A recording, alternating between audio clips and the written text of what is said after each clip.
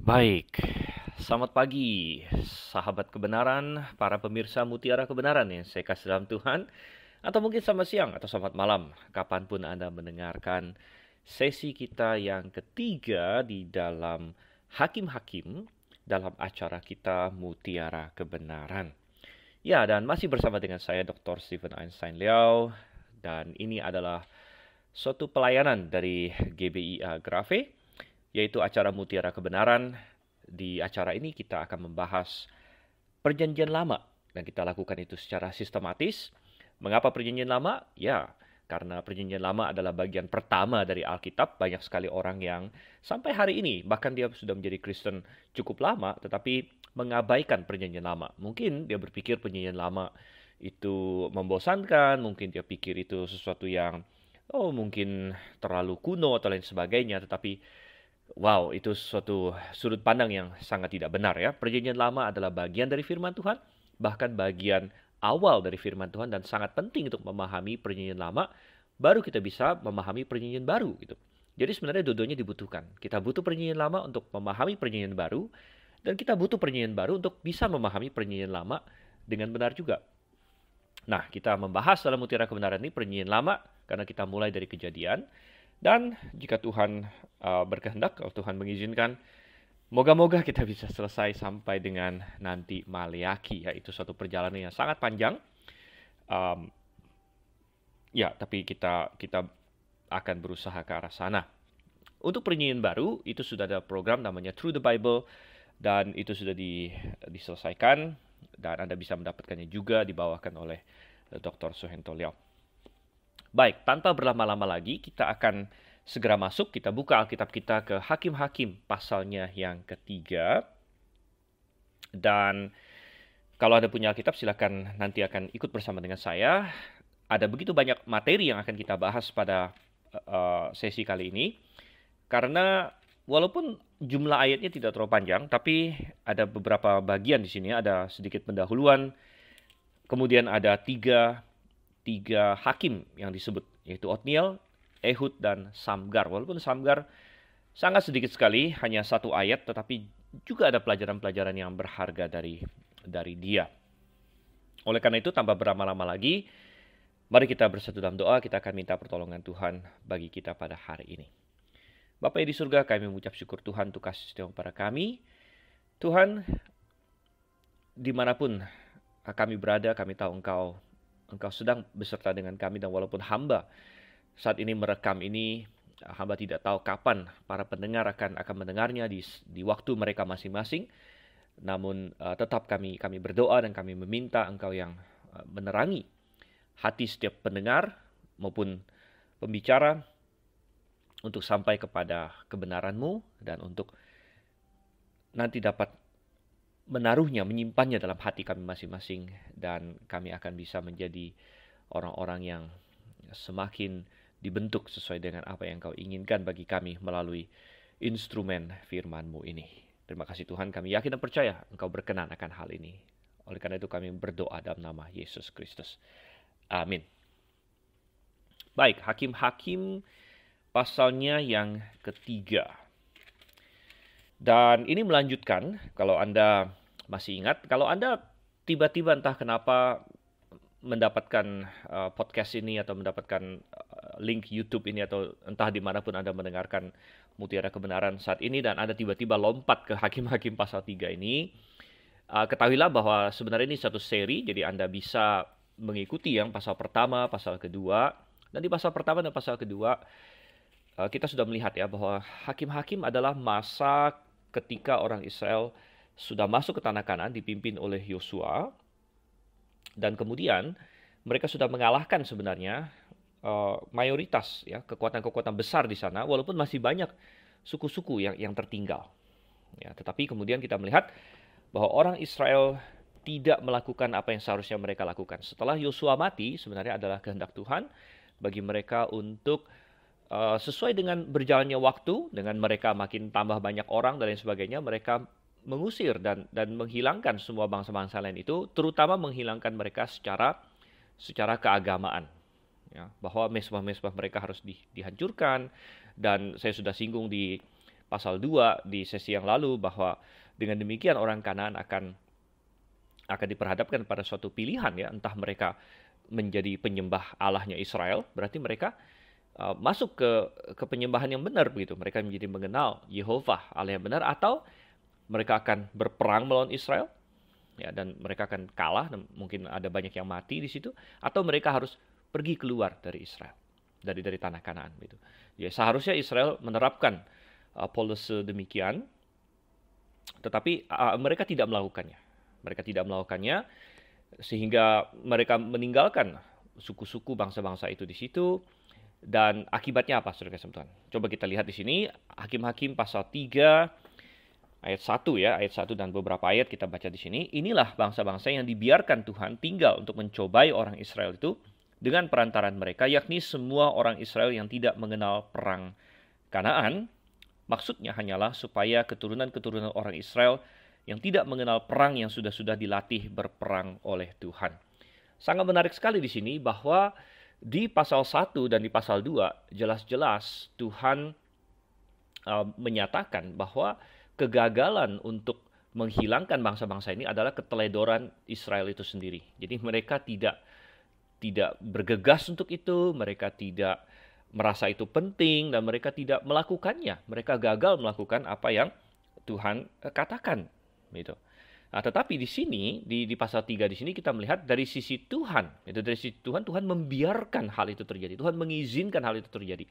Dan di sini kita melihat hubungan antara keputusan atau pilihan-pilihan manusia dengan kedaulatan Tuhan untuk mengizinkan sesuatu. Ya. Keduanya ada kaitannya. Dan kita harus sangat memahami kaitannya ini, saudara yang Tuhan. Kaum Calvinis ya sering mereka punya pendapat atau mereka punya posisi itu disebut determinisme. Jadi John Calvin mengajarkan bahwa segala sesuatu yang terjadi ya, dan bukan hanya yang terjadi, tetapi bahkan yang dikehendaki oleh manusia, segala perasaan, segala keinginan, segala kehendak manusia itu sesuai dengan dekret Tuhan, sesuai dengan apa yang Tuhan tentukan. Nah, kalau begitu adanya, maka sebenarnya manusia itu udah seperti robot sebenarnya, walaupun mereka sangat tidak suka dengan istilah ini ya, tapi kenyataannya seperti itu. Kalau semua yang kita pikirkan, semua yang kita rasakan, semua yang kita kehendaki itu sudah sesuai dengan ketentuan Tuhan, itu seperti sudah software yang diprogram begitu kan. Maka semua kehendak manusia itu sebenarnya ya itu adalah program Tuhan sebenarnya. Itu adalah software yang Tuhan taruh dalam benak kita sebenarnya. Tapi Alkitab tidak demikian ya. Alkitab mengajarkan bahwa manusia punya kehendak bebas. Oleh karena itu Tuhan bisa marah ketika manusia melakukan sesuatu yang salah. Tuhan kecewa ya. Kalau itu adalah program Tuhan, maka Tuhan tidak perlu kecewa, Tuhan tidak perlu marah. Toh Tuhan juga yang program gitu kan. Jadi sangat tidak masuk akal sebenarnya posisi bahwa segala sesuatu itu ditentukan oleh Tuhan gitu. Tetapi kita percaya bahwa segala sesuatu diizinkan oleh Tuhan. Nah, ini benar. Karena walaupun manusia berkehendak melakukan sesuatu, tapi kalau misalnya Tuhan tidak mengizinkannya, maka hal itu tidak akan bisa terjadi, tidak sampai. Gitu. Makanya Tuhan menghakimi kita bukan hanya pada berhasil atau tidak berhasilnya kita melakukan sesuatu, tetapi pada hati kita sebenarnya. Makanya Alkitab sering berkata bahwa Allah melihat hati. Misalnya kita punya hati membenci seseorang, kita ingin membunuh dia, tapi Tuhan gagalkan. Apakah itu berarti kita nggak berdosa?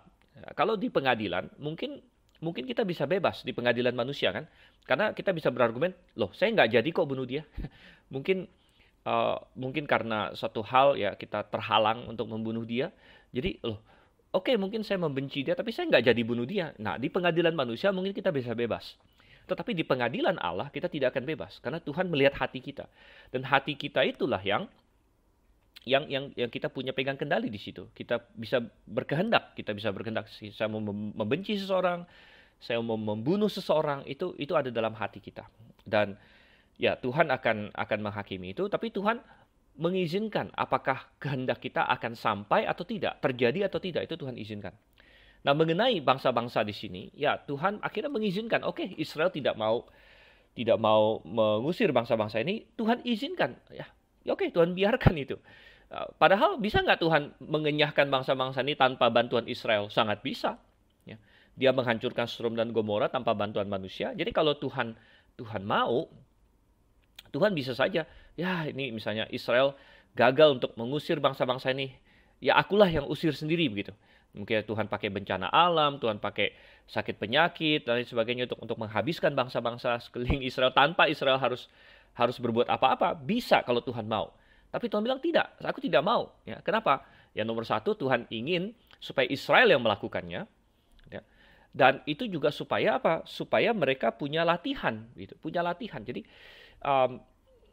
Tuhan ingin supaya Israel yang melakukan tugas mereka. Mereka yang harus mendapatkan kemenangan mereka, begitu. Nah, Tuhan akan membantu kalau mereka mau. Tentu seperti Tuhan membantu Yosua, seperti Tuhan membantu suku Yehuda di awal-awal ketika mereka menang.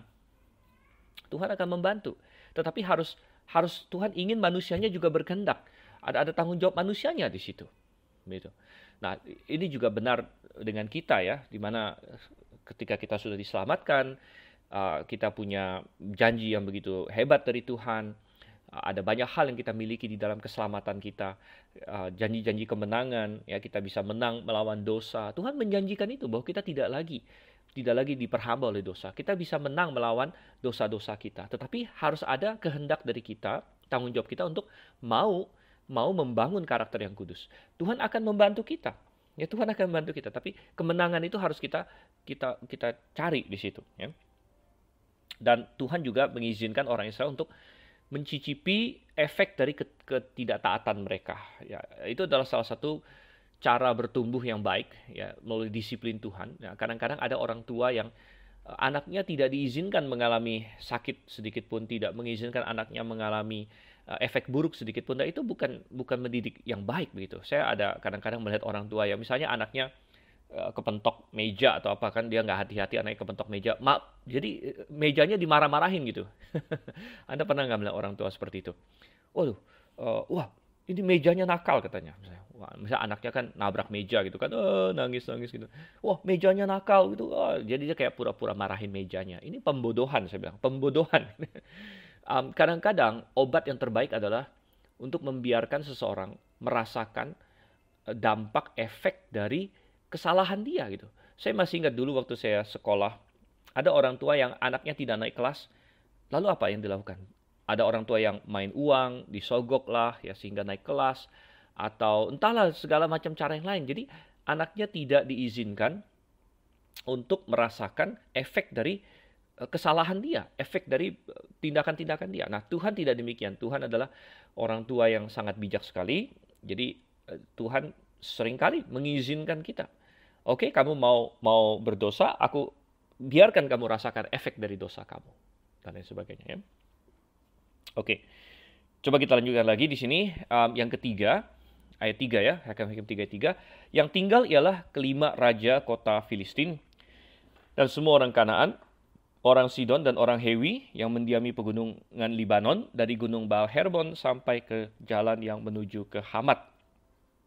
Mereka itu ada di sana supaya ia mencobai orang Israel dengan perantaran mereka untuk mengetahui apakah mereka mendengarkan perintah yang diberikan Tuhan kepada nenek moyang mereka dengan perantaraan Musa. Oke, ini yang tadi sudah kita bicarakan bahwa akhirnya Tuhan memakai kesusahan.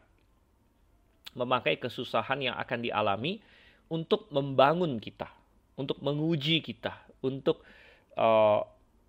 menguatkan kita sebenarnya. Anda bisa bayangkan ya generasi-generasi yang akan datang, ya, kalau Tuhan langsung hilangkan bangsa ini sekelilingnya tanpa perjuangan Israel, walaupun mereka tidak taat dan lain sebagainya, tapi Tuhan tetap hilangkan bangsa-bangsa ini, maka Israel tidak pernah belajar dari kesalahan mereka, dan generasi-generasi selanjutnya akan semakin lemah lagi. Semakin lemah karena mereka tidak pernah belajar taat sama Tuhan, tidak pernah belajar bergantung sama Tuhan. Oleh karena itu kesusahan bukanlah hal yang pasti negatif dalam hidup ini.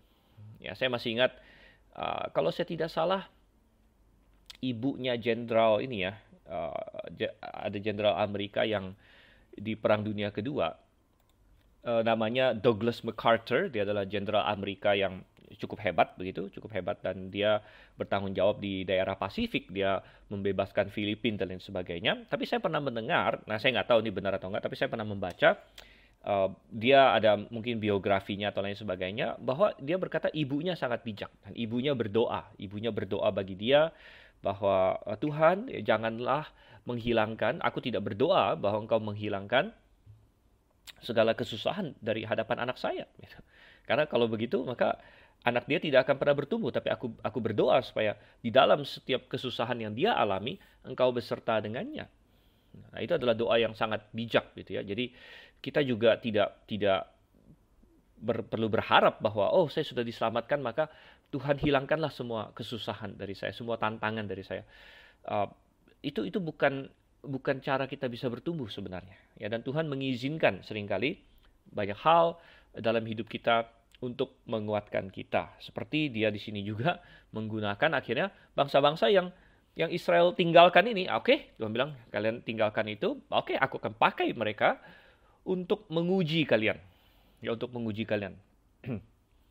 Ayat 5 di sini dikatakan, demikianlah orang Israel itu diam di tengah-tengah orang Kanaan, orang Het, orang Amori, orang Feris, orang Hewi, dan orang Yebus. Ayat 6, mereka mengambil anak-anak perempuan orang-orang itu menjadi istri mereka dan memberikan anak-anak perempuan mereka kepada anak-anak lelaki orang itu serta beribadah kepada Allah orang-orang itu.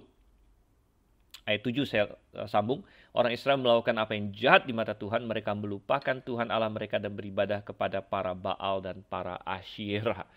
Wow, di sini kita melihat. Dan pelajaran yang bisa kita tarik dari ini adalah bahwa dosa itu dengan cepat berkembang biak. Dosa itu selalu progresif, saudara yang kasih Tuhan.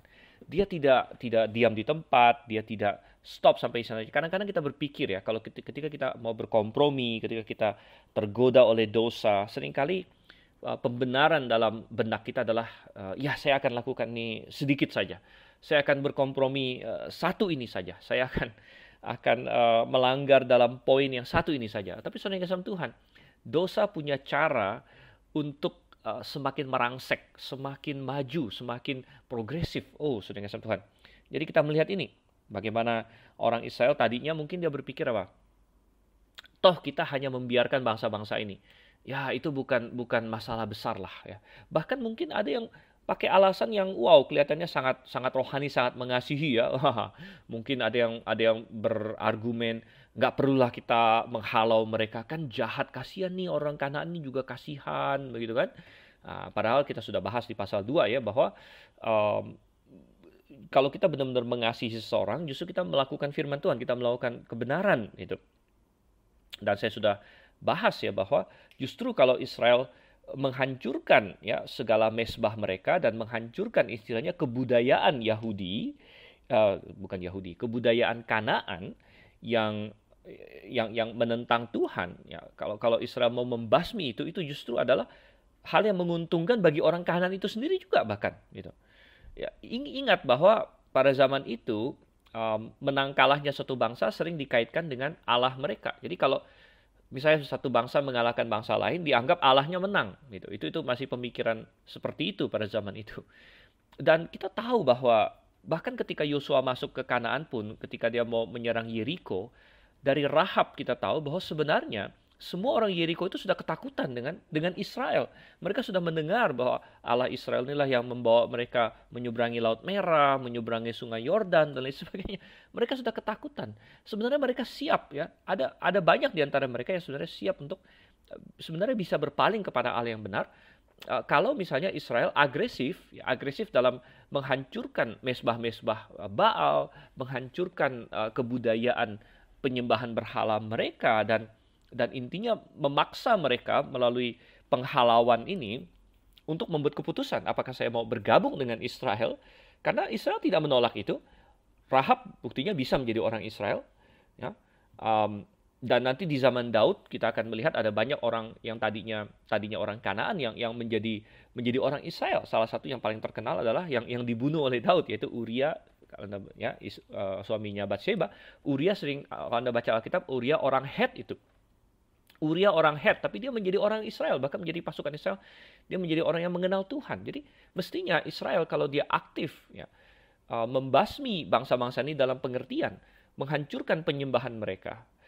Mereka akan harus membuat keputusan yang sudah kita bilang tadi. Ya.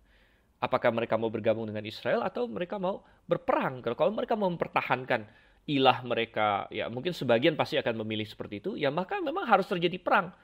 Akan ada yang mati, ya akan ada yang mati. Tapi ingat bahwa lambat laun manusia akan mati, saudara kasih Tuhan. Ya, kalau nggak mati karena perang, mati karena usia tua begitu.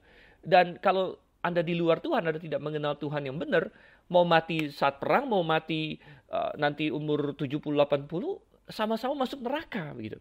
Ya, tetapi kalau Israel mau melakukan firman Tuhan, justru di situ memberi kesempatan bagi sebagian dari mereka untuk merenung, dan mungkin sebagian dari mereka akan memilih Tuhan sebenarnya. Ya. Dan sebagian mereka akan berperang, sebagian mereka akan lari ke daerah lain, keluar dari Kanaan. Tapi intinya bisa menyelamatkan lebih banyak dari mereka dan menjaga kemurnian dari Israel itu sendiri. Tapi ketika mereka berkompromi, mungkin dengan alasan dalam tanda kutip kasih tadi kan, kita harus mengasihi orang kanan nih.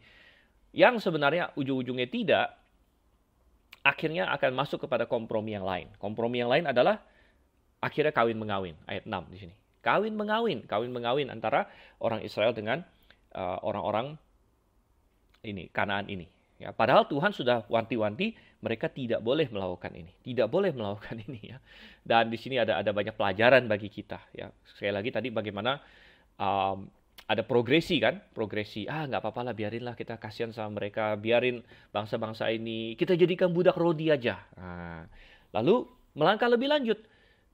Kompromi satu, soal kompromi kedua, menikah dengan mereka. Akhirnya sampai kepada kompromi yang paling terakhir, yang paling parah adalah akhirnya menyembah Allah-Allah mereka. Seperti di ayat 6 akhir, di ayat 7 dikatakan beribadah kepada para Baal dan para Asyerah. Sudah kasih Tuhan. Jadi betapa berbahayanya ya progresi dosa yang akan mulai ketika kita menginjakkan kaki pertama ke situ. Oleh karena itu, obat paling mujarab adalah jangan stop, ya, tidak melakukan kompromi yang pertama. Atau kalau kita sudah melakukan kompromi yang pertama, segera bertobat, segera berbalik. Jangan memberikan kesempatan, jangan membenarkannya. Ya. Tetapi kita diingatkan juga, tadi di ayat 6 kita bicara soal pernikahan campur, perkawinan campur. Ini juga suatu masalah yang sampai sekarang turun-temurun ya. Banyak orang yang Kristen, saya katakan sih Kristen KTP, karena di Indonesia ini ada, kita tahu lah, ada orang yang ya ada suku-suku yang kebanyakan Kristen, mayoritas Kristen ya. Tetapi sayangnya banyak gereja-gereja di wilayah-wilayah ini mengajarkan baptisan bayi. Itu sangat disayangkan ya.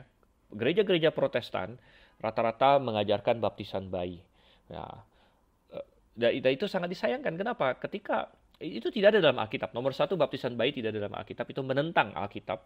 Karena Alkitab berkata bahwa ketika baptisan pertama dimulai oleh Yohanes Pembaptis saja, ada yang mau datang dibaptis sama Yohanes. Yohanes bilang apa? Tunjukkanlah buah pertobatan. Jadi baptisan adalah tanda pertobatan. Ya, dari seluruh perjanjian baru, baptisan diberikan pada orang yang sudah diselamatkan. Baptisan itu adalah melambangkan kita mati, kita dikubur, kita bangkit bersama Yesus. Itu adalah gambaran orang yang diselamatkan. Dan ya, sida-sida dari Ethiopia pernah bertanya di Kisah Rasul 8 ayat 36, lihat di situ ada air, apa halangannya jika aku dibaptis? Dan di ayat yang ke-37, Filipus menjawab, kalau Tuhan percaya dengan segenap hati, boleh. Jadi syarat baptisan adalah percaya dengan segenap hati. Apa efeknya kalau kita melanggar ini? Kalau bayi yang belum percaya kita baptis. Efeknya adalah mereka menjadi Kristen, KTP. Ya. Mereka menjadi Kristen dalam nama, tapi mereka belum sungguh-sungguh percaya. Karena mereka masih bayi. Ya, masih bayi. Masih bayi saja sudah jadi anggota jemaat. Masih bayi sudah dikasih status Kristen. Sehingga mereka tumbuh besar. Sebagian mereka mungkin benar-benar jadi percaya. Tapi ada sebagian besar yang tidak percaya juga. Gitu. Akhirnya ada banyak orang yang tidak percaya yang KTP-nya Kristen. Nah, saudara kasih Tuhan, akhirnya apa yang terjadi? Ya, akhirnya banyak sekali yang kalau digoda dengan pernikahan dengan orang agama lain, dia bisa ikut. Ya, bisa ikut, saudara kasih Tuhan. Akhirnya pindah agama dan lain sebagainya. Oke lah, kita nggak usah bicara itu. Sekarang kita bicara mengenai orang yang sudah sungguh-sungguh diselamatkan. Kadang-kadang ada juga godaan untuk menikah dengan orang agama lain. Nah, mungkin Anda tidak akan murtad, misalnya Anda pindah agama, tapi Anda kompromi dengan menikah dengan orang agama lain, orang yang beriman yang lain bahkan. Ya. Dan sekalipun misalnya Anda tidak murtad pun, tetapi perhatikan bagaimana Anda menjadi pasangan yang tidak seimbang. Pasangan yang tidak seimbang, yang satu percaya Tuhan, yang satu tidak percaya Tuhan.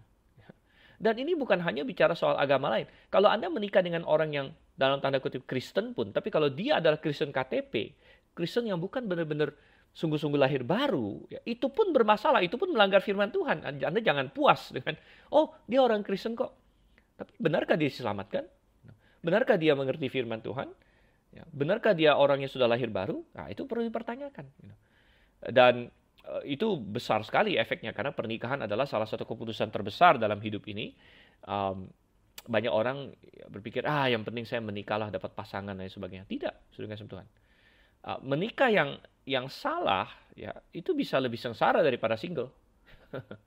Oleh karena itu, ya mari kita ambil pelajaran dari apa yang tertulis di sini. Kita lanjutkan lagi ayat 8 sekarang ya. Nah, ayat 8 di sini kita akan mulai masuk kepada hakim yang pertama yang akan disebut. Lalu bangkitlah murka Tuhan terhadap orang Israel, sehingga ia menjual mereka kepada Kushan Rishathaim, Raja Aram Mesopotamia, dan orang Israel menjadi takluk kepada Kushan Rishathaim 8 tahun lamanya. Lalu berserulah orang Israel kepada Tuhan, maka Tuhan membangkitkan seorang penyelamat bagi orang Israel, yakni Otniel, anak Kenas, adik Kaleb. Roh Tuhan menghinggapi dia dan ia menghakimi orang Israel. Ia maju berperang. Lalu Tuhan menyerahkan Kushan Rishathaim, Raja Aram, ke dalam tangannya sehingga ia mengalahkan Kushan Rishathaim. Lalu amanlah negeri itu 40 tahun lamanya. Kemudian matilah Otniel, anak Kenas. Oke, jadi kita melihat di sini mulailah siklus yang kita bilang siklus hakim-hakim, di mana orang Israel melakukan sesuatu yang jahat.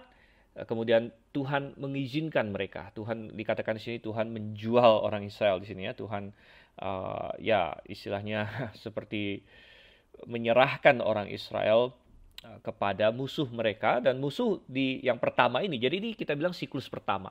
Saya ada singgung sedikit di sesi pertama bahwa kita bisa mengkategorikan berbagai siklus, dan ada yang menghitung ada sekitar 7 siklus dalam kitab Hakim-Hakim ya, 7 siklus. Ya, beberapa siklus ini ada yang sedikit tumpang tindih lain sebagainya. Tapi siklus pertama adalah orang Israel dijajah oleh di sini Raja Aram Mesopotamia. Aram itu di mana? Aram itu bisa diidentikan juga dengan Syria gitu. Jadi tidak persis sama, tapi ya mirip-mirip lah Aram di sini ya. Aram itu sebelah utara Israel, Mesopotamia itu sebelah timurnya. Mesopotamia itu daerah Babel sana, gitu ya.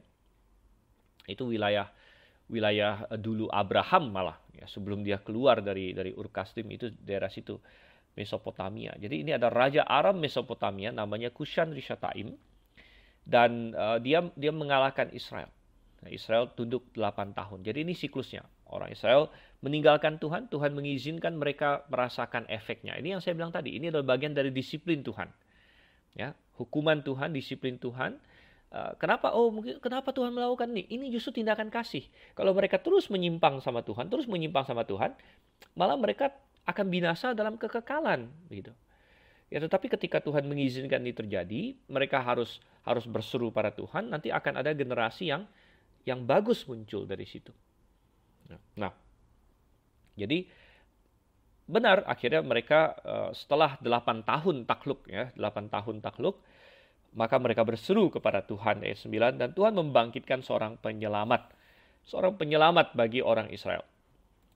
Nah, kata menyelamatkan di dalam bahasa Ibrani itu berasal dari kata kerja yasha ya. Yasha itu artinya menyelamatkan, sehingga kata penyelamat ini akar katanya dari Yasha tadi. Makanya ini muncul dalam nama misalnya Yosua itu Yehoshua, itu artinya Yehova menyelamatkan. Gitu.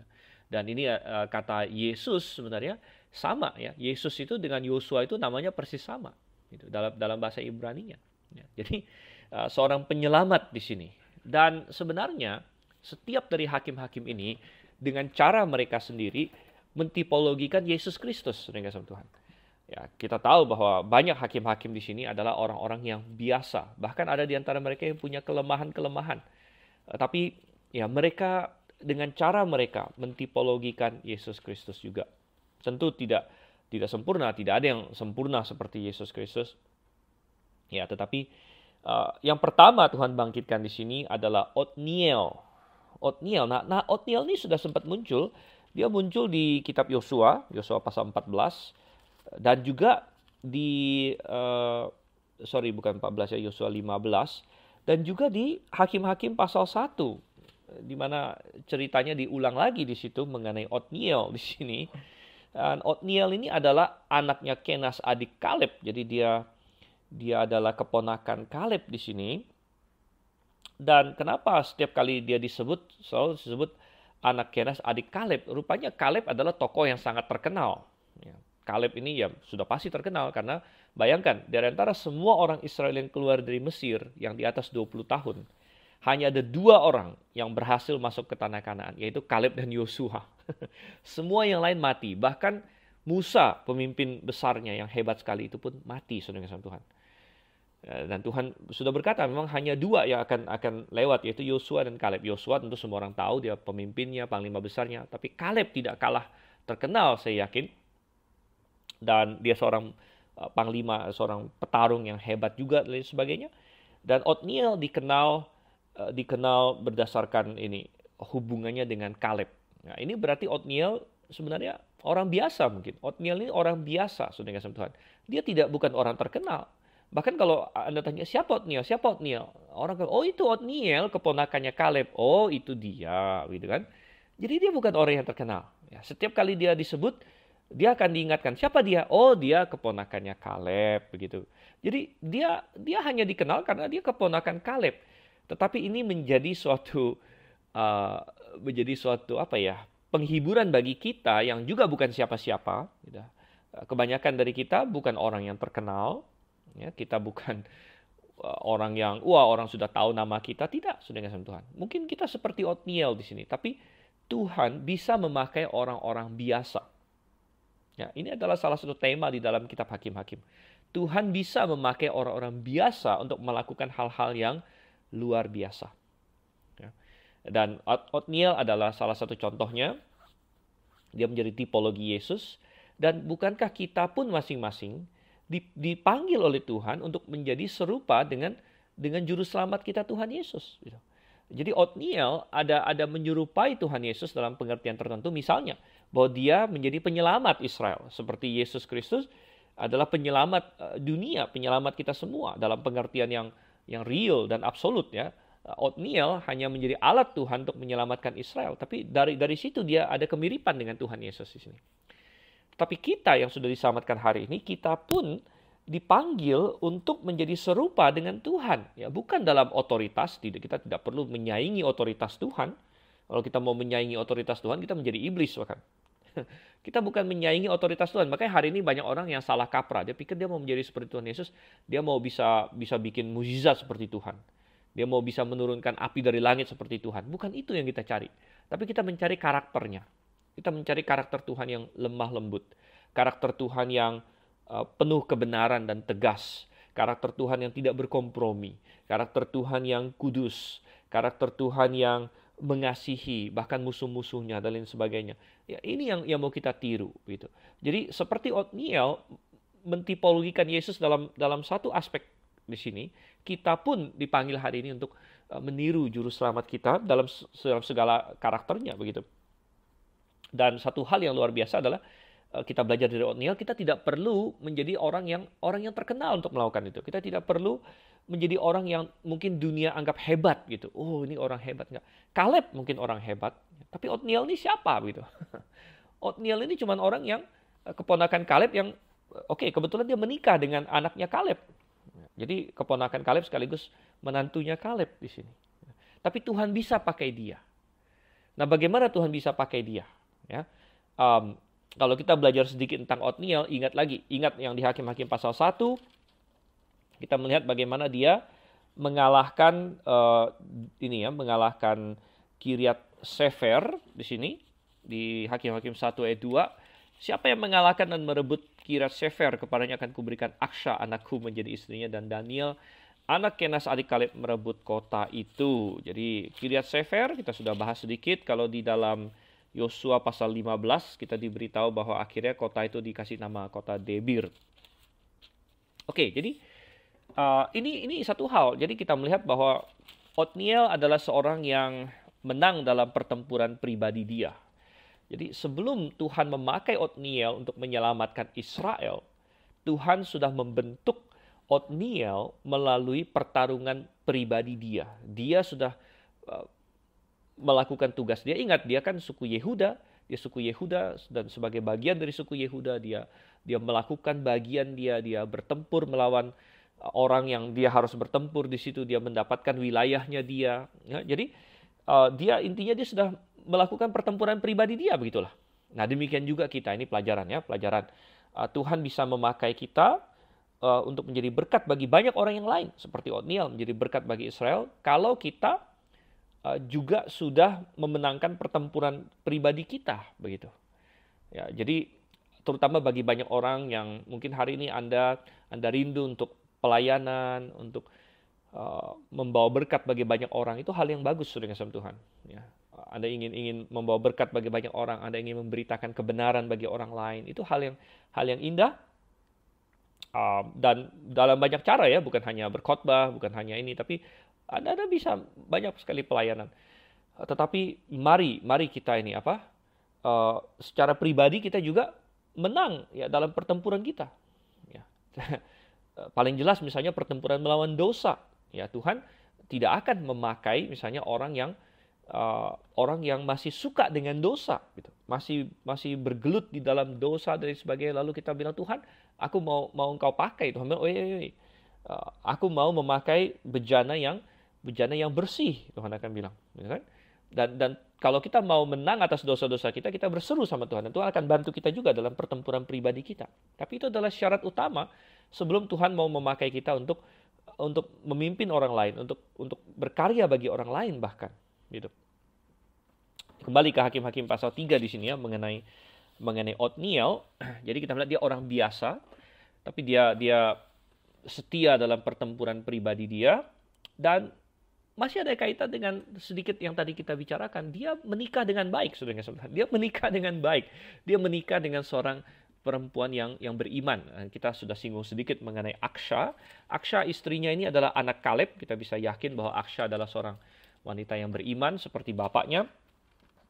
Dan ya, dia menikah dengan baik. Ini kontras dengan yang tadi di ayat 6, bahwa ada sebagian Israel pada waktu yang menikah dengan bangsa-bangsa lain yang tidak mengenal Tuhan. Ya, tidak mengenal Tuhan. Nah, perhatikan bahwa kita tidak tahu mengenai rupanya Aksha, apakah dia cantik, apakah dia beratnya berapa, tingginya berapa, itu tidak penting bagi Tuhan di sini ya. Tetapi kita tahu bahwa Aksha adalah anak Kaleb, dan bahwa dia punya pemikiran ke depan, ya. Dia kita bisa berasumsi bahwa dia adalah wanita yang beriman dari keluarga Kaleb. Tapi kita melihat waktu dia menikah, Anda baca di pasal 1, si Aksha ini dia minta para suaminya. Berarti dia adalah seorang wanita yang tunduk kepada suaminya. Dia membujuk suaminya untuk meminta sebidang ladang tanah pada ayahnya, dan dia sendiri ikut meminta juga. Jadi walaupun dia tahu mau melakukan sesuatu, tapi dia melakukannya melalui suaminya. Jadi dia bukan wanita yang keluar dari kehendak suaminya, gitu, menikung suaminya lah, gitu ya. Tapi dia nyatakan kepada suaminya, sebaiknya begini loh. Dan suaminya setuju, dan dia membantu suaminya untuk menggolkan tujuan mereka, dan dia sendiri ikut meminta kepada bapaknya ladang, gitu ya, ladang yang punya air. Dan ini juga memperlihatkan bahwa Aksha adalah wanita yang berhikmat. Dia memikirkan masa depan, ini tanah ini bagus, tanah ini bagaimana, dan lain sebagainya. Jadi seorang wanita yang sangat baik sekali, terutama dari iman dia dan lain sebagainya. Jadi ini salah satu rahasia kesuksesan Otniel juga, saya yakin, gitu ya. Ada suatu pepatah, behind every great man is a great woman. Dan saya rasa ini sangat benar sekali, bahwa salah satu hal ya, apalagi dalam pelayanan, ya, tapi secara umum lah, ya, bukan hanya dalam pelayanan, tapi ketika kita menikah dengan baik, dengan benar, ya, sesuai dengan kehendak Tuhan, kita mengikuti kehendak Tuhan, maka itu akan sangat positif dalam hidup ini. Tetapi, saudara yang kasih Tuhan, yang paling penting lagi di antara semua itu ada di ayat 10, ya, dikatakan roh Tuhan menghinggapi dia. Jadi yang paling penting adalah ketika Otniel berperang bagi Israel, dia melakukannya dengan kekuatan Tuhan. Roh Tuhan memakai dia. Dan kalau Tuhan memakai kita, maka tidak ada yang mustahil. Tidak ada yang mustahil. Ya. Itu harus menjadi pedoman kita. Salah satu ayat yang sangat bagus di dalam Perjanjian Lama adalah Zakaria pasal 4 di sini. Zakaria pasal 4 ayatnya yang ke-6. Ini ayat yang sangat terkenal. Dikatakan, inilah firman Tuhan kepada Zerubabel bunyinya, bukan dengan keperkasaan dan bukan dengan kekuatan, melainkan dengan rohku, firman Tuhan semesta alam. Ya, jadi jangan kita melakukan peperangan Tuhan dengan kekuatan daging, tapi dengan roh Tuhan. Oke, dan setelah itu negeri itu aman 40 tahun katanya, lalu matilah Otniel. Lalu masuklah kita ke ayat 12 sekarang. Ayat 12 ini masuk ke siklus yang baru. Siklus yang baru, jadi setelah aman 40 tahun. Lalu apa yang kita baca di sini? Ayat 12. Tetapi orang Israel melakukan pula apa yang jahat di mata Tuhan. Lalu Eglon, raja Moab, diberi Tuhan kuasa atas orang Israel. Oleh sebab mereka telah melakukan apa yang jahat di mata Tuhan. Raja ini mengajak Bani Amon dan Bani Amalek menjadi sekutunya, lalu majulah ia dan memukul orang Israel kalah. Kota pohon korma diduduki mereka. 18 tahun lamanya orang Israel menjadi takluk kepada Eglon, raja Moab. Lalu orang Israel berseru kepada Tuhan, maka Tuhan membangkitkan bagi mereka seorang penyelamat, yakni Ehud, anak Gera, orang Benyamin, seorang yang kidal. Dengan perantaranya orang Israel biasa mengirimkan upeti kepada Eglon, raja Moab. Dan Ehud membuat pedang yang bermata dua, yang panjangnya hampir sehasta. Disandangnya lah itu di bawah pakaiannya pada pangkal paha kanannya. Kemudian ia menyampaikan upeti kepada Eglon, raja Moab. Adapun Eglon itu seorang yang sangat gendut. Setelah Ehud selesai menyampaikan upeti itu, disuruhnya pembawa-pembawa upeti itu pulang. Tetapi ia sendiri berdiri pada batu-batu berpahat yang di dekat Gilgal dan kembali menghadap raja. Berkatalah ia, ada pesan rahasia yang kubawa untuk tuanku, ya raja. Kata Eglon, diamlah dahulu. Maka semua orang yang berdiri di depannya itu pergi keluar. Lalu Ehud masuk mendapatkan dia, sedang ia duduk sendirian di kamar atas di rumah peranginannya. Berkatalah Ehud, ada firman Allah yang kubawa untuk tuanku. Lalu bangunlah ia berdiri dari tempat duduknya. Kemudian Ehud mengulurkan tangan kirinya, dihunusnya pedang itu dari pangkal paha kanannya dan ditikamkannya ke perut raja, sehingga hulunya beserta mata pedang itu masuk. Lemak menutupi mata pedang itu, sebab pedang itu tidak dicabutnya dari perut raja. Lalu keluarlah ia melalui pintu belakang. Demikianlah Ehud sampai ke serambi. Pintu kamar atas itu ditutup dan dikuncinya setelah ia keluar. Baru saja ia keluar, datanglah hamba-hamba raja melihat, tapi pintu kamar atas itu terkunci. Lalu berkatalah mereka, tentulah ia membuang air di kamar rumah peranginan itu. Lalu mereka menunggu-nunggu sampai menjadi bingung. Tapi raja tidak membuka pintu kamar atas itu. Kemudian mereka mengambil kunci, membuka pintu. Maka tampaklah tuan mereka mati tergeletak di lantai. Sedang mereka berlambat-lambat, Ehud meloloskan diri. Ia lewat dari batu-batu berpahat dan meloloskan diri ke arah Seira. Setelah ia sampai ke sana, ditiupnyalah sangkakala di pegunungan Efraim. Lalu turunlah orang Israel bersama-sama dengan dia dari pegunungan itu. Dan ia sendiri di depan. Berkatalah ia pada mereka, ikutlah aku, sebab Tuhan telah menyerahkan musuhmu, orang-orang Moab itu, ke dalam tanganmu. Maka turunlah mereka mengikuti dia, lalu mereka merebut tempat penyeberangan sungai Yordan ke Moab, dan tidak seorang pun dibiarkan mereka menyeberang. Pada waktu itu mereka menewaskan kira-kira 10.000 orang dari Moab, semuanya orang yang tegap dan tangkas, seorang pun tidak ada yang lolos. Demikianlah pada hari itu Moab ditundukkan oleh Israel, maka amanlah tanah itu 80 tahun lamanya. Oke. Ya, ini adalah siklus yang kedua. Kita melihat di sini, ketika orang Israel kembali melakukan yang jahat, kali ini Tuhan mengizinkan ya, Moab di sini, Moab ya, Eglon di sini, Moab. Dan wow, akhirnya orang Israel ditindas. Ya, ditindas, Tuhan memberikan kuasa ya, atas orang Israel kepada Eglon, dan ini kembali mengingatkan kita akan kedaulatan Tuhan. Ya, bahwa segala kekuasaan itu atas izin Tuhan. Bahkan kekuasaan yang menindas yang jahat pun itu diizinkan oleh Tuhan, saudara-saudara Tuhan. Ya, diizinkan oleh Tuhan. Ya, kadang-kadang kita tidak tahu kenapa Tuhan mengizinkan. Kenapa Tuhan mengizinkan Hitler sempat berkuasa, ya, mengizinkan Mao Zedong, mengizinkan Pol Pot, ya, atau siapapun lah diktator-diktator lain. Ya, tapi semua itu atas izin Tuhan. Bukan berarti Tuhan senang dengan apa yang mereka lakukan. Ya, tetapi ada program Tuhan di balik semuanya. Dan Eglon, Raja Moab, Tuhan izinkan menindas Israel sebagai salah satu tujuannya adalah untuk mendisiplinkan Israel di sini. Dan wow, kita melihat ya betapa beratnya orang Israel. Mereka harus memberikan upeti. Kita membaca bagaimana Ehud adalah sebenarnya seorang yang tugasnya menyampaikan upeti. Kita tidak dikasih tahu upetinya berapa banyak, tapi ini pasti sesuatu yang berat. Ya, kita bisa bayangkan hidup di dunia ini saja sudah berat, saudara. Semenjak Adam dan Hawa jatuh dalam dosa, Tuhan berkata kepada Adam, dengan berpeluh engkau akan menghasilkan makanan, mendapatkan makanan dari tanah, ya. Dengan susah payah engkau akan bekerja. Nah, apalagi kalau kita harus bayar upeti lagi. Mencari makan aja udah susah. Kita harus bayar upeti untuk raja yang sangat gendut ini.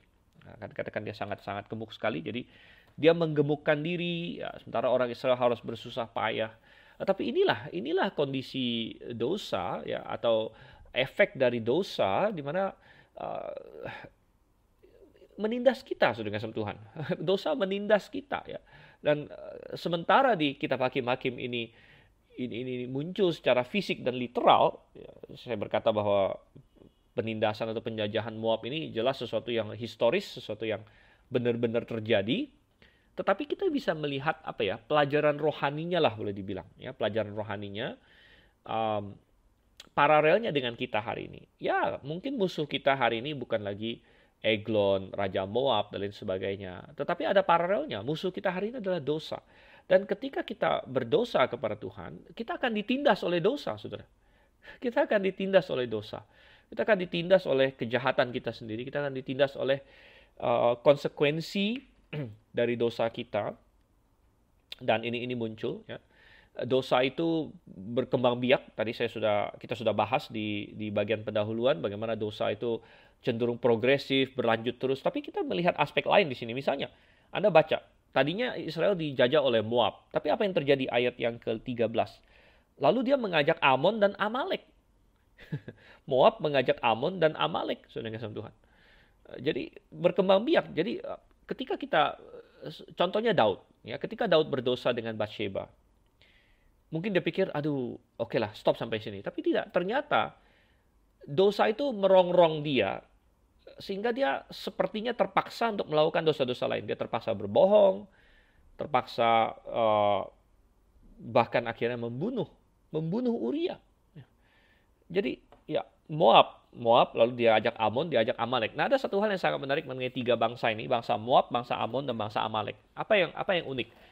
Mungkin ada pendengar yang masih ingat waktu kita bahas kitab Kejadian mungkin, ya, atau sudah lama ya Kejadian. Kalau Anda mengikuti Mutiara Kebenaran dari Kejadian, Anda masih ingat apa yang kita bahas waktu kita bicara soal Moab, Amon, dan Amalek? Ketiga bangsa ini unik karena ketiga-tiganya masih ada saudara dengan Israel, saudara. Moab dan Amon itu adalah anak Lot. Lot itu adalah keponakan Abram atau Abraham. Jadi ceritanya waktu Lot keluar dari Sodom, ya kita tahu dia bawa dua anak perempuan yang masih gadis, tapi rupanya gadisnya itu hanya gadis fisik, ya, tapi pikiran mereka sudah dirusak oleh Sodom sehingga akhirnya mereka bahkan melakukan incest dengan bapak mereka sendiri. Akhirnya melahirkan dua anak. Yang satu namanya Moab. Moab itu secara literal artinya dari bapak sebenarnya. Dari bapak. Bayangkan Anda punya anak lalu dikasih nama dari bapak gitu kan. Padahal nggak ada suami gitu. Dan apa pemikiran Lot mungkin waktu itu. Kemudian adalah satu lagi dikasih nama Ben-Ami putra umatku yang akhirnya menjadi bangsa Amon. Jadi Moab dan Amon adalah dua bangsa yang masih ada saudara dengan Israel. Kemudian Amalek. Amalek ini apa? Amalek ini adalah dari keturunan Esau, saudara. Anda baca ya, Esau, jadi saudara kembarnya Yakub, ya, dia punya keturunan. Salah satunya adalah Amalek. Jadi Moab, Amon, dan Amalek masih ada saudara dengan Israel. Dan saya berkata bahwa kebanyakan masalah kita, kebanyakan dosa-dosa kita adalah karena kedagingan kita. Jadi sesuatu yang memang internal dari diri kita. Kedagingan kita yang menggoda kita dan yang mengalahkan kita. Gitu. Nah, ini yang menjadi perjuangan sebenarnya. Tapi kita melihat ya bagaimana dosa menindas kita. Dia meminta upeti dari kita. Seperti Eglon meminta upeti. Ya, dosa meminta upeti. Apa upeti yang diminta oleh dosa? Oh, banyak saudara kasih Tuhan. Ada dosa yang kalau kita mau mempertahankan dosa itu, kita terpaksa melakukan dosa yang lain. Ya, Anda ada dosa rahasia, Anda terpaksa terus merahasiakannya. Mungkin Anda terus berbohong. Ada orang yang selingkuh, jatuh dalam perselingkuhan. Lalu untuk membohongi istrinya, dia terpaksa bohong terus, bohong terus, bohong terus. Akhirnya dia di blackmail, orang bilang ya. Ya, ada upeti yang harus kita bayar kepada dosa.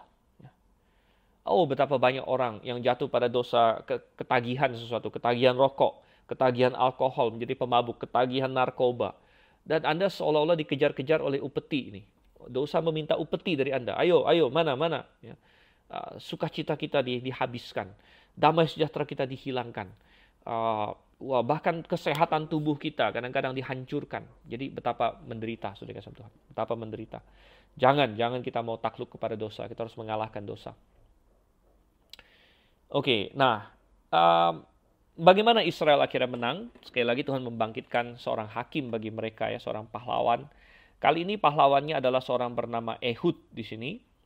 Ehud, dan yang menarik tentang Ehud adalah bahwa dia tangannya kidal katanya. Ya, dia tangannya kidal. Dan ini rupanya menjadi salah satu cara dia bisa mengalahkan Eglon. Dia menggunakan tangannya yang kidal. Nah, orang yang kidal itu minoritas ya, kebanyakan orang itu tangan kanan, right-handed gitu. Dan oke, di dunia modern sekarang dari kedokteran kita tahu ya ini hanya masalah perbedaan otak bekerja. Ada sebagian orang yang ya dia tangan kanan, tangan kiri. Tapi kita bisa membayangkan bagaimana di zaman dulu, ya, sebelum kemajuan teknologi ini, orang-orang yang bertangan kidal ini bisa jadi didiskriminasi, saudara. Dan bisa jadi mereka terpaksa menggunakan tangan kanan mereka. Ya, karena ya bahkan sampai, nggak usah lama-lama, 100-an tahun yang lalu saja masih banyak anak yang kidal dipaksa untuk belajar menulis tangan kanan, makan pakai tangan kanan, dan lain sebagainya. Ya mungkin kalau ada sebagian pendengar yang tua-tua masih ada yang pernah mengalami itu bahkan. Ya, dan kita bisa membayangkan bagaimana Ehud ya tumbuh dalam situasi di mana dia dipaksa menggunakan tangan kanan, tapi sebenarnya dia lebih fasih tangan kiri. Tapi akhirnya ini malah dipakai gitu. Nah, ini menunjukkan pada kita bagaimana Tuhan bisa memakai hal-hal yang dianggap lemah oleh dunia ini. Dianggap aneh oleh dunia ini, tapi Tuhan bisa pakai itu, Saudara. Tuhan bisa pakai itu. Dan akhirnya dia bicara dengan Eglon di sini ya, dia pura-pura mau menyampaikan sesuatu. Lalu ya mungkin Eglon memperhatikan tangan kanan dia karena biasanya dianggap berbahaya tangan kanan.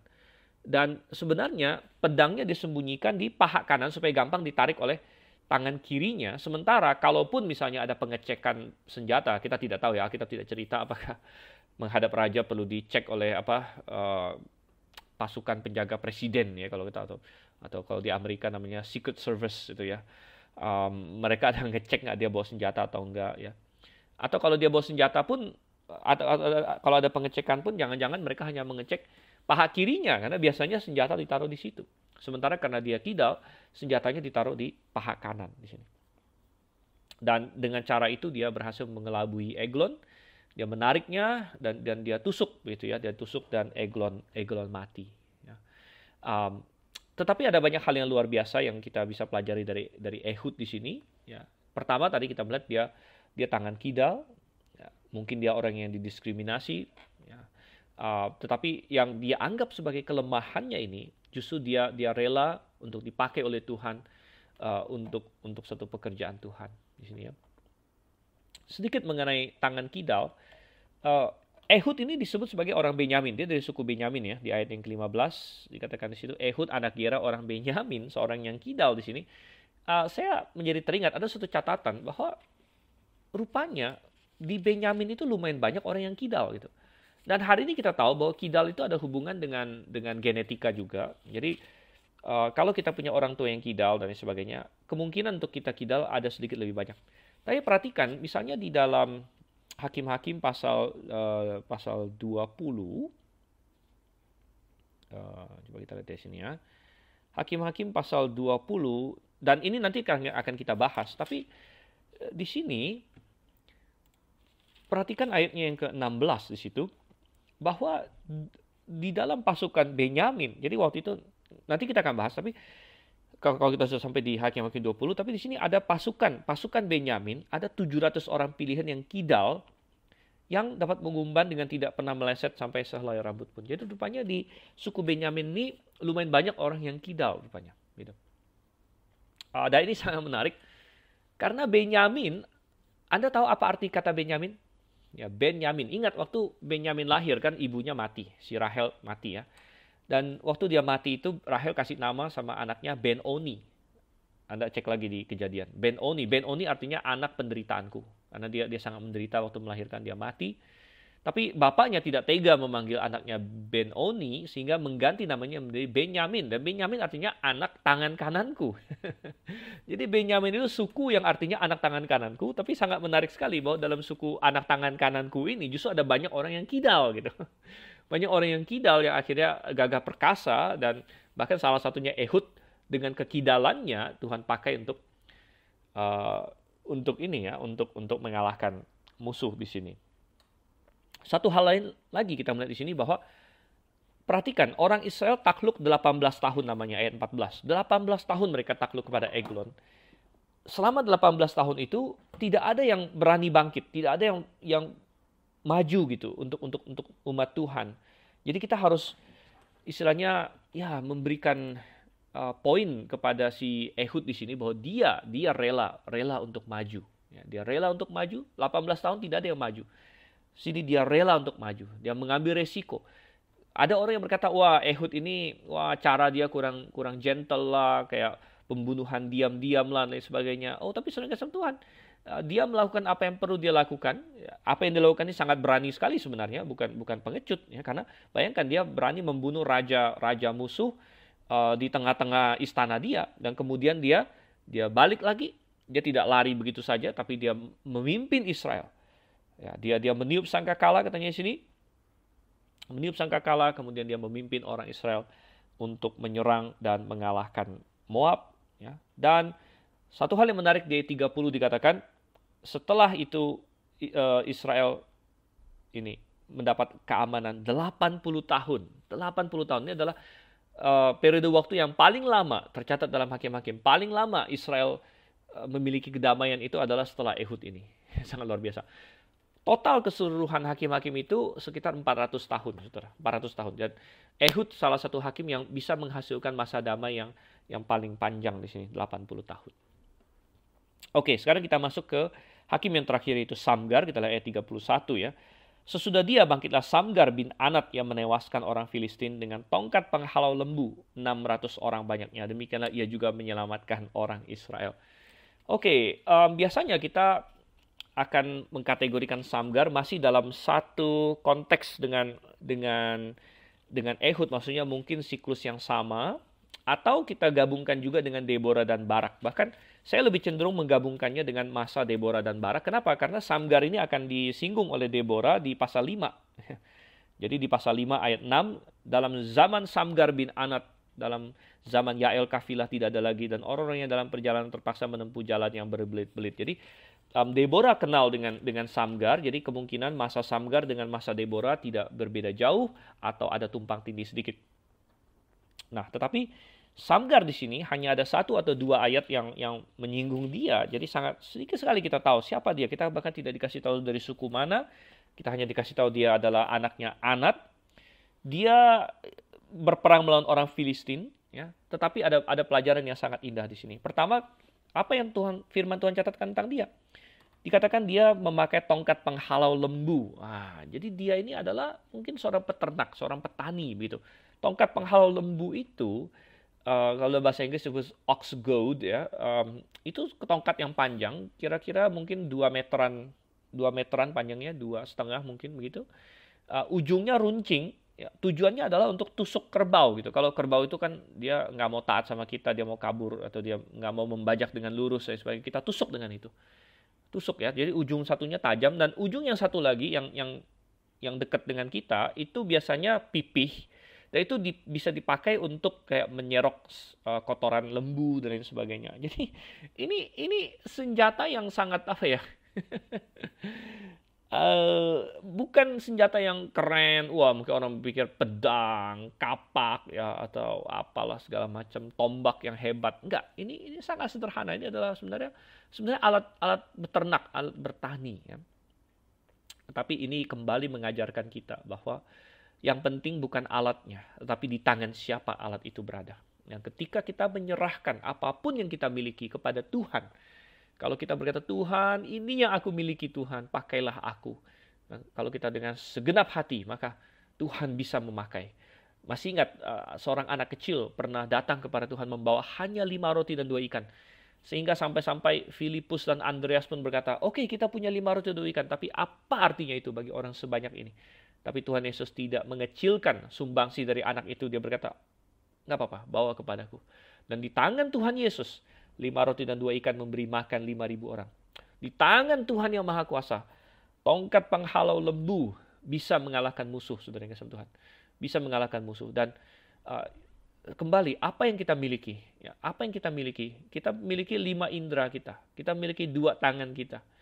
Ya, kita mungkin tidak hebat-hebat banget, ya. Tapi apa yang kita miliki di sini? Mungkin kita adalah seorang peternak atau petani atau pokoknya orang-orang biasa. Tapi apa yang kita miliki? Mari kita serahkan kepada Tuhan. Satu hal lagi mengenai Samgar adalah bahwa dia menewaskan orang Filistin 600 orang banyaknya, dan dengan demikian ia menyelamatkan orang Israel katanya. 600 orang Filistin ya. Kita tidak dikasih tahu apakah ini terjadi dalam satu kali pertempuran, apakah ini dalam keseluruhan masa dia sebagai hakim atau lain sebagainya. Tapi yang penting, saya yakin bahwa Samgar tidak, waktu dia mulai dia sudah punya target, saya mau membunuh 600 orang Filistin. Oh tidak seperti itu, saudara kasih Tuhan. Saya yakin dia dengan tongkat penghalau lembunya, dia hanya berpikir, pokoknya saya mau melakukan tugas saya. Dan ketika ada satu musuh datang dan menyerang dia bunuh satu. Dia tidak awal berkata, oh saya mau bunuh 600, saya mau bunuh sekian. Tidak. Dia hadapi satu persatu yang ada di hadapan dia. Satu datang, dia bunuh satu. Satu lagi datang, dia bunuh satu. Satu lagi datang, dia bunuh satu. Sekali lagi kita tidak tahu dalam periode waktu berapa lama dia membunuh 600 orang ini. Tapi dia lakukan dengan setia. Saudara, ini adalah pelajaran indah bagi kita. Ya. Banyak orang berpikir, kadang-kadang ada orang yang gini, dia maunya, wah saya mau menjadi hebat bagi Tuhan, begini. Itu bagus, Anda punya cita-cita Anda mau hebat bagi Tuhan, bagus. Tapi jangan itu melemahkan kita berpikir, tapi saya nggak kesampaian, saya nggak bisa gitu. Nggak. Jangan berpikir begitu. Ya. Jangan berpikir, saya harus menjadi apa misalnya, saya akan jadi seorang bilioner. Kemudian saya akan bantu pelayanan. Kemudian saya akan bangun gereja di sini, bangun gereja di situ. Jangan muluk-muluk begitu dulu. Ada apa di depan mata kita, lakukan itu. Sebelum Anda menjadi seorang bilioner lalu bangun gereja sana sini, setia dalam persembahan saat ini. Tuhan, saat ini saya hanya punya uang sedikit, tapi saya kasih persepuluhan saya dengan setia, saya kasih persembahan saya dengan setia. Nanti Tuhan berkati lagi sedikit, saya kasih dengan setia kepada Tuhan. Nanti ada pekerjaan Tuhan yang sedikit, saya ikut ambil bagian. Dan itu kita lakukan terus dengan setia, terus dengan setia. Jangan juga berpikir, saya mau menjadi pengkhotbah hebat, saya mau menjadi orang yang terkenal, begini. Tidak usah. Apa yang ada di depan kita lakukan dulu. Dengan setia, selangkah demi selangkah. Jangan sekali datang, saya mau mengalahkan 600 orang Filistin. Enggak. Ini Filistin satu depan ini dulu, kita lawan dulu dengan setia. Ini kuncinya, saudara-saudara. Ini kuncinya. Kuncinya adalah setia dalam hal-hal kecil. Setia dalam apa yang harus kita lakukan hari demi hari. Ya, bukan kita berpikir, mana 600 orang saya mau kalahkan sekarang. Enggak, yang satu di depan saya ini dulu saya kalahkan. Lalu kalau kita dengan setia melakukan itu, hari lepas hari, sesuai dengan apa yang Tuhan mampukan kita, maka lama-kelamaan, seiring berjalan waktu kita akan lihat ke belakang. Tuhan sudah menuntun saya. Dan kita akan bisa melakukan hal-hal besar bagi Tuhan, kalau kita melakukan hal-hal kecil bagi Tuhan. Oleh karena itu, saudara yang kasih Tuhan, mari hari ini, setelah Anda mendengar mutiara kebenaran hari ini, lakukan. Apa yang perlu kita lakukan hari ini, lakukan dengan setia tugas kita hari ini di hadapan Tuhan. Mari kita setia kepada Tuhan hari lepas hari. Kiranya Tuhan menyertai Anda dan sampai bertemu kembali dalam sesi yang akan datang bersama dengan saya. Maranatha.